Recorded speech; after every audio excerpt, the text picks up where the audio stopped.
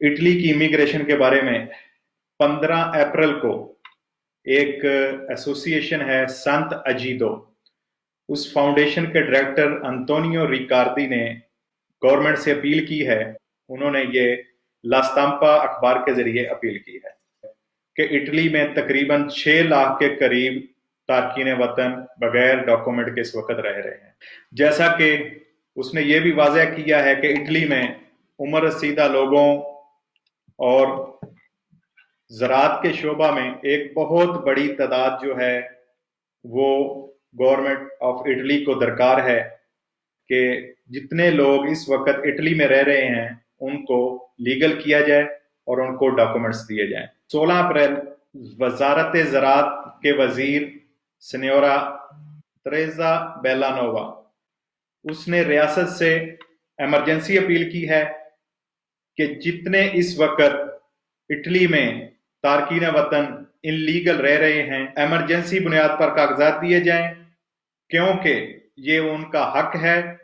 और गवर्नमेंट से स्पेशली उसने सेंट से अपनी पॉलिसियों पे दोबारा तवज्जो करने के लिए कहा है और सेंट की तवज्जो इस बहुत अहम मामले पर मबजूल करवाई है।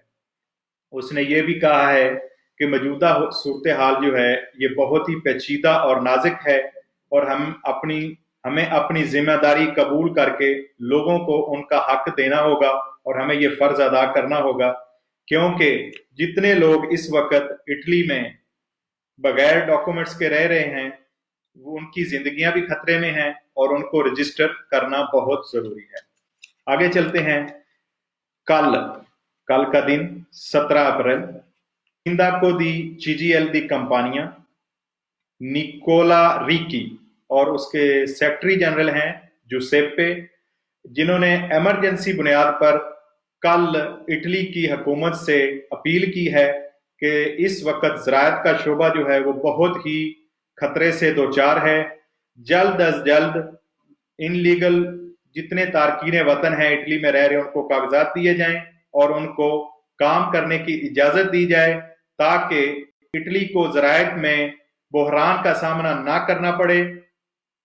इन पिछले 3 दिन के मुख्तलिफ बयानात से मेरा ये तज्जिया है, हो सकता भी हो और हो सकता है इसमें ताखीर हो जाए कि बहुत जल्द इटली बगैर डॉक्यूमेंट्स वाले तारकीन के लिए इमिग्रेशन खोलने जा रहा है और सिर्फ उनके लिए जो इटली में आबाद हैं।